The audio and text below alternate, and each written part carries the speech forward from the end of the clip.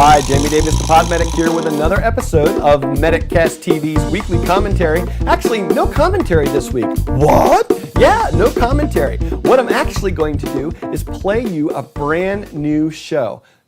Don't tell anybody. But I don't know if you've noticed, but Chris Montera and I have a brand new short format video show. So guess what? You get to watch the very first episode of This Week in EMS. You can find more episodes released each week over at TW, it's right here, TWIEMS.TV. This Week in EMS, a brand new show that we'll be putting out every week just for you. Enjoy. One story. Two paramedics. Three letters.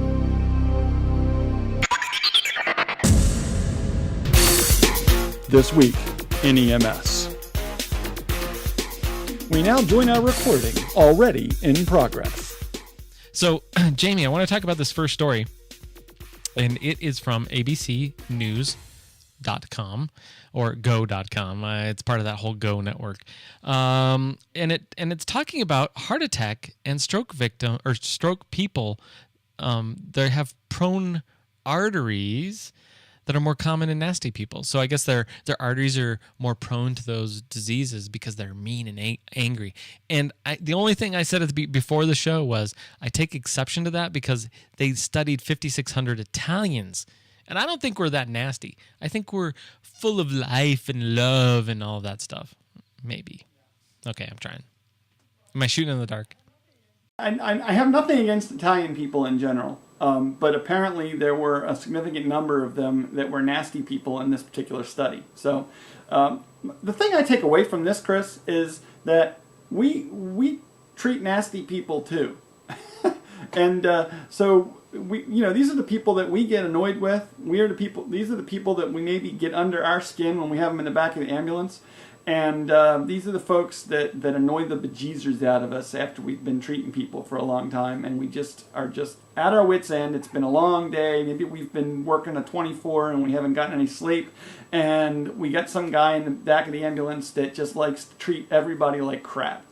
The problem is, of course, that if this study is true, then that patient's more likely or more prone to heart attack, more prone to stroke. Their arteries and their arterial walls are thicker because of whatever the reason, according to this study. The study doesn't really say why, it just says that the arterial walls are thicker and makes them more prone to stroke and heart attack. But the problem is that if we need to remember that as care professionals, and this is the hard part, we have to actually treat them nicely and maybe try to bring them down, try to calm them a little bit in the midst of this emergency that's got them in the back of our ambulance. And that's the challenge. That's the thing that makes you have to rise above sometimes and be nice to the drunk, be nice to the nasty person, because if you take the bait and go back at them and tell them what an ass they are. Oh, darn it, there goes our clean tag. iTunes doesn't care. Who cares? We're EMS providers. It's fine. I think that's the first time I've heard you swear, by the way. But I'll tell you, okay, well, you just don't remember, and I'll leave it at that. But it really means that we need to really rise above and not take the bait and try to calm them down and stay on even temper and not get them more worked up, which is so easy to do, to push those buttons. And that's what I take away from this kind of article is when you see something like this and you try to say, all right, how am I going to apply this when I have a jerk in the back of my ambulance? Well, you have to remember that jerk, you could be the kicker that sends them into a nice little STEMI because you decided to tell him what a jerk he was because he's treating you like garbage. Now, it makes you feel good in the short term, but in the long term it doesn't solve anything, and it isn't going to help the patient. And it might feel good to put somebody in their place, but ultimately it doesn't solve any problems. And in this, according to this study, well, how many times have we been on the heart attack victim or stroke victim that's so in denial, and they're just so angry, and they're just the nastiest person you've met, and they're really hard to treat because of that. So do we as providers then take them we don't treat their pain as well because we're not as empathetic or sympathetic to their cause. Maybe this can affect. Maybe it's because they're mean and nasty. It actually affects their overall care, which then tends to lead to more negative outcomes. I mean, maybe these people need to be nicer. I don't know. Hey, I'd love for them to be nicer, but unfortunately, I think the time to be nicer was 10 years ago. The time to train them is not in the back of the ambulance. Here's our 10-minute personality training session while we're en route to the hospital. You're not going to get anywhere. There's two things an EMT instructor once said to me, and he was very wise when he said, you need to bring lessons from parenting to the ambulance. He says, you don't argue with toddlers or drunks. Smart move. I'd agree with that.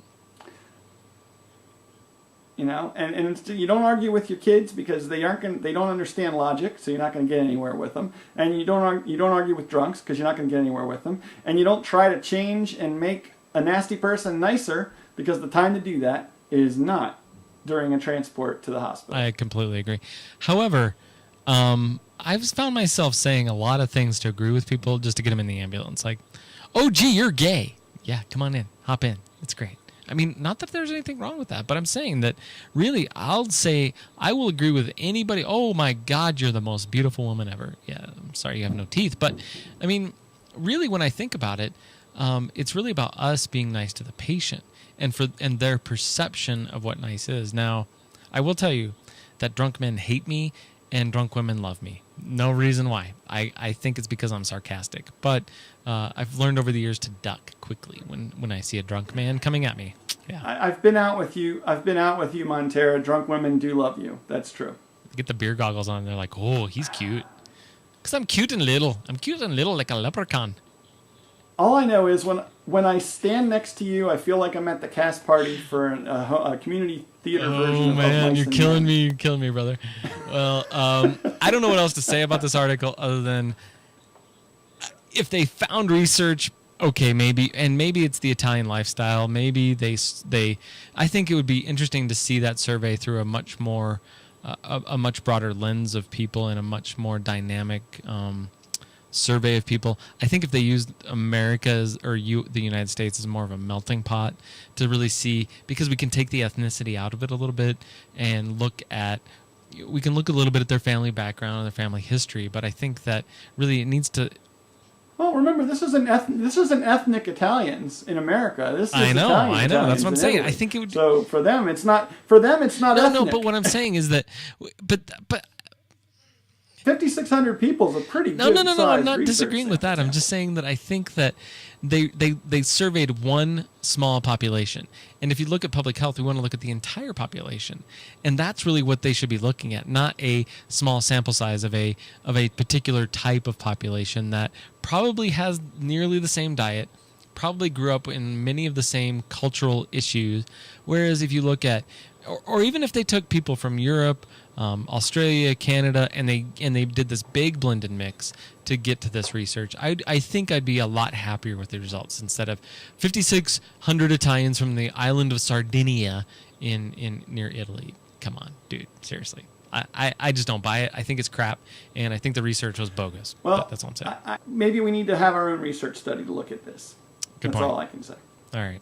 All right. Well, so, hey, folks, I want to thank you for listening to this first episode of This Week in EMS. We're going to do like one story like this every single week, and we're going to record them in batches. So you'll actually get to, if you come to the Ustream live session, you'll actually get to see the batches being recorded along with the clever banter that goes on in between. Clever banter. I like the clever banter, man. Clever banter. I love clever banter.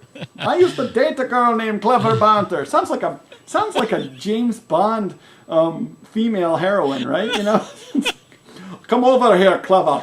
I want to have a kiss with you. It's Clever Banter. Say hi to Moneypenny. I'm sorry, that's great. Oh, well, I'm Chris Montera. Thanks for joining us on This Week in EMS. Join us next time when we have more top news stories and Clever banter. and clever banter.